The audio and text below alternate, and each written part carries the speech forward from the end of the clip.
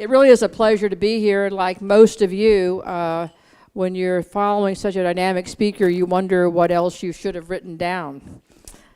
So let me just talk a bit and thank IBM for the partnership over these 7 years or so that, Phil, you've been talking with individuals about how we might better prepare our students. We've been very blessed with Phil Gardner's work over a number of years in the College Employment Research Institute that monitors what employers are looking for in college graduates. Many of you have used those data over a period of time to think about what your graduates should be looking like moving forward. And so we've had the benefit of having Phil with us on a day-to-day basis and being able to use his expertise. And his research is relatively straightforward and echoes some of Linda's comments. Employers are looking for graduates who know their major and their specialty, but also know how to adapt to change and collaborate in a team learning situation. A concept of a T-shaped individual or professional sums up that pretty well. Universities for years have prided themselves on the depth of their educational programs. But in today's world, problem solving requires collaboration across disciplines, a notion of teamwork, respect for diversity, communication skills, organizational skills, and a can-do attitude in addition to those analytical skills that Linda talked about. Employers are saying that this is what they want right now, not just someone that will grow into their organization over a period of time because of all of the time pressures that we have, the urgency to move forward and deal with the productivity curves that are so much a part of our society today. So if I think about this problem, it's easy to talk about T-shaped students. And there are certain characteristics about T-shaped students that we can identify going back to that beginning of 1855 when Michigan State was the pioneering land-grant university. We had students who came.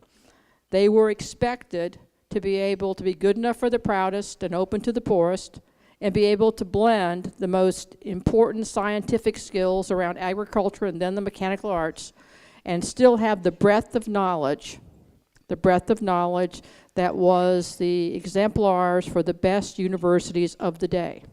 That blend of theoretical and practical, of liberal arts and professionals in a way that the distinctions weren't evident to the student.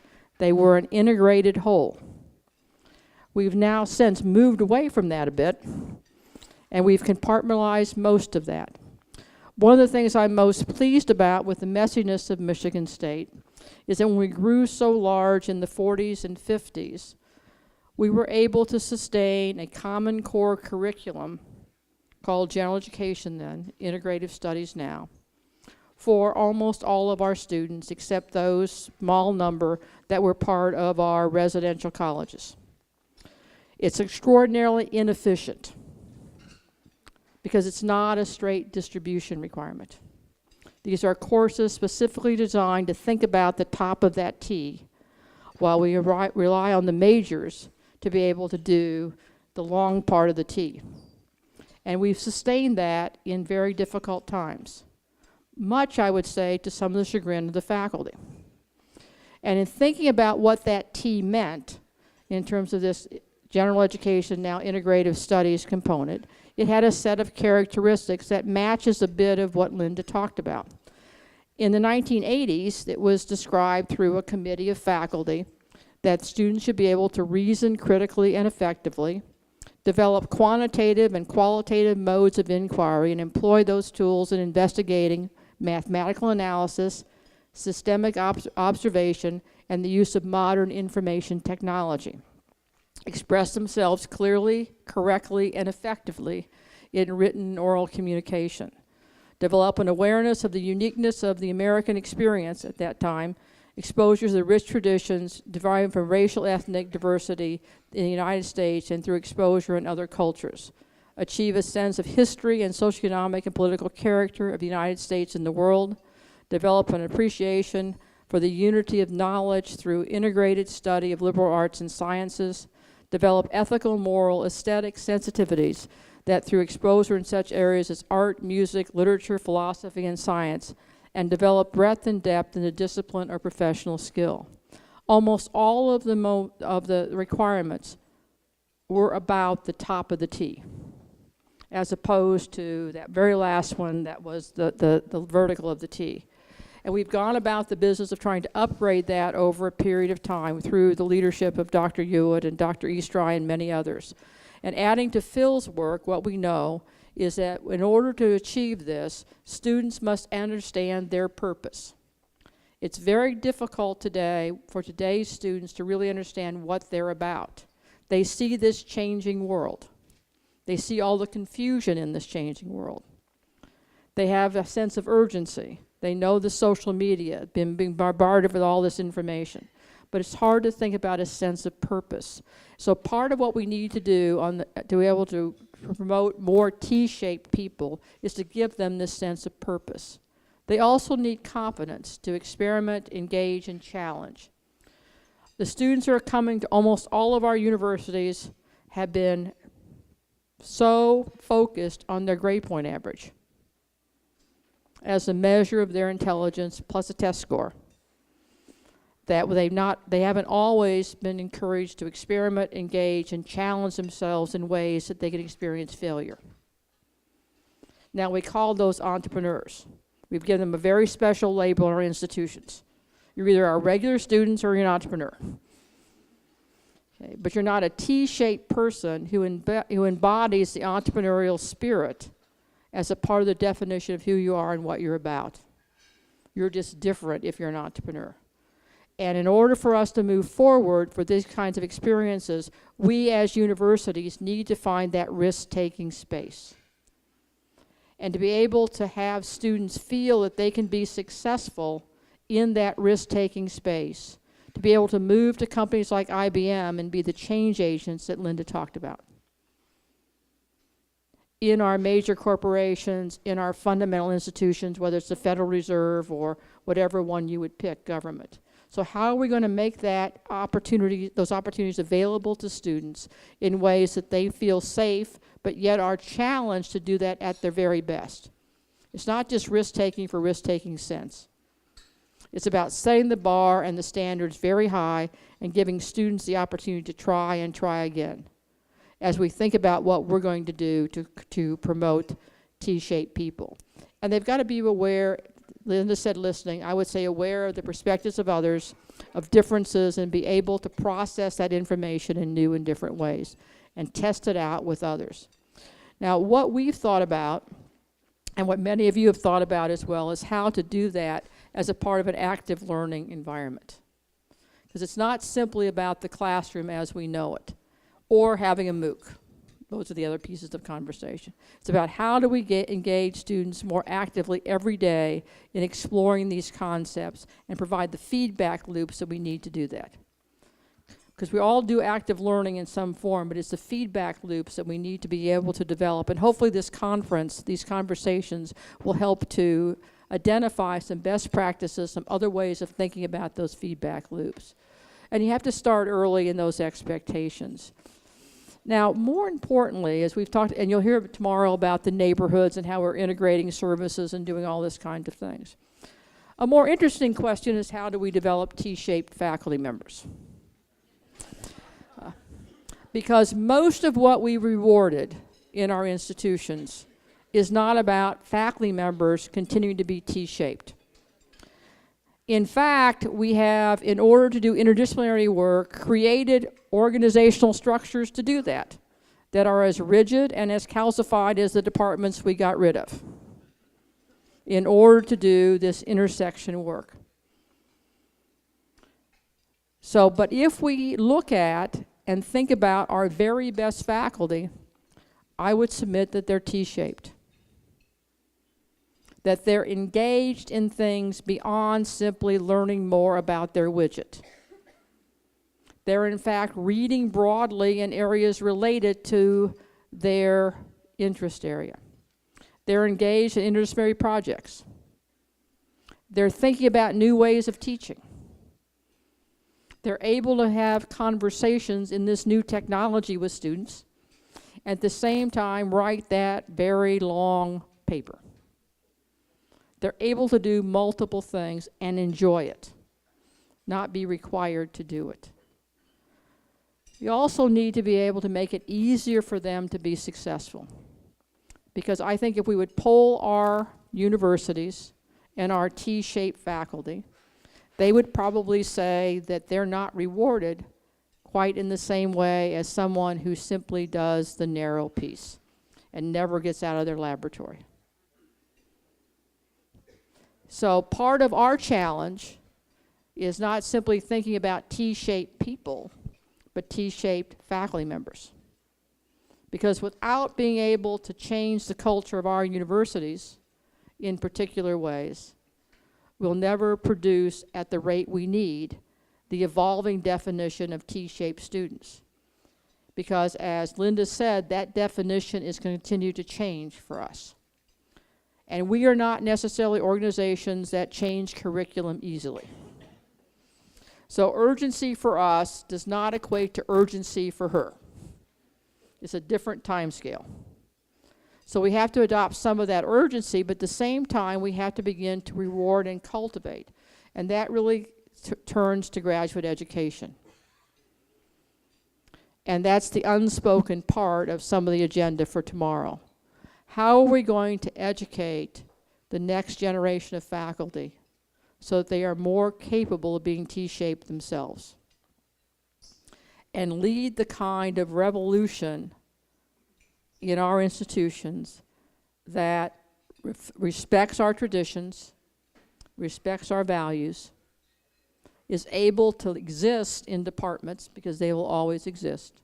At the same time, permeable boundaries with institutes and other things. Those graduate student experiences become really critical.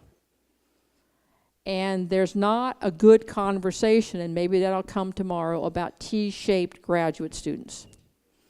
And until we do that, we'll always be sort of one or two generations behind in having the depth and breadth of faculty we need to meet the evolving needs of society. Now, I've heard faculty members say that business is business and they're only listening about the bottom line. And they're not really interested in thinking about T-shaped people. They're only interested in productivity with the fewest people possible. So what kind of commitment, what kind of covenant can we strike with some of the people in this room as you think about it tomorrow that lets us mutually create T-shaped people, T-shaped leaders? Because if we do it in isolation, it will not be sustainable. If we do it together as a covenant, working with one another in a wide variety of ways, then the opportunity for this to be sustainable escalates enormously. Finally, I think our challenge is to think about what it means to be a T-shaped organization. How much of the messiness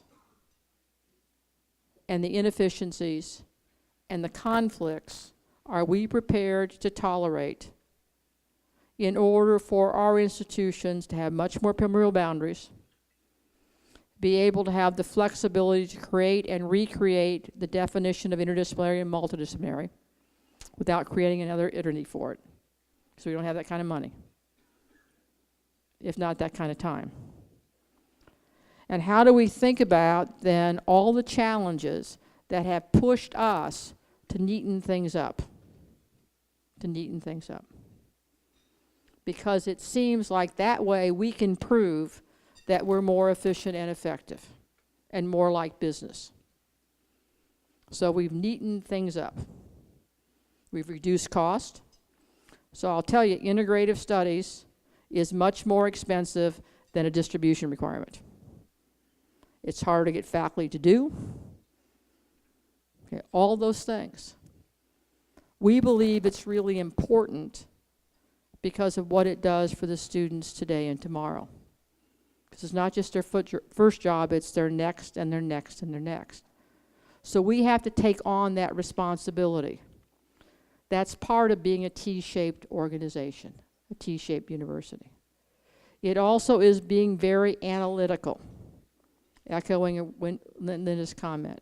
And we're not very analytical. We're going to take on the challenge with June's leadership, Doug, Phil, and others, to think about what it means to think about 48,000 pathways to success. Because we have 48,000 plus students, they're going to have 48,000 plus pathways to success. We know that we need a tipping point in order for things to be the norm and the expectation for students. So we got 21,000 of those folks doing sort of research, and 20,000 of those folks doing outreach and engagement. And we've got a whole bunch of folks from very middle class backgrounds doing study abroad. All those things create a tipping point for this T-shaped organization. How do we think about that analytically? How do we think about connections and active learning in ways that promote the characteristics of a T-shaped person, not just the major of a T-shaped person or the integrative studies course requirements of a T-shaped person, but the connections and active engagement. And we need a much different analytical model to do that. One that is not maybe as sophisticated as what IBM needs, but very much the same in tracking the success of our students, not simply when they're at Michigan State, but when they leave Michigan State. We're doing that, for example, in education. We're following people 2 and 3 years and 5 years out to make sure that we're doing the right thing, even in the most difficult educational settings, and trying to track that back to the curricular experiences that they have. There are programs in colleges that do that individually. How do we make that, for us, the T-shaped culture of our university? So it's something that everyone does, not something that I point out as the example of good. Because that's what presidents do. We give you 3 examples of good. Okay? And you give 4 or 5 to the provost if you're a faculty member or department chair. It just sort of multiplies out. But how does it become not the example, but the norm? But the norm. And that's part of being a T-shaped organization, institution. So I hope that in these conversations, we'll have greater depth and understanding of T-shaped people as our graduates, not simply when they graduate, but throughout their careers, and how they continue to develop those skills and talents throughout their careers.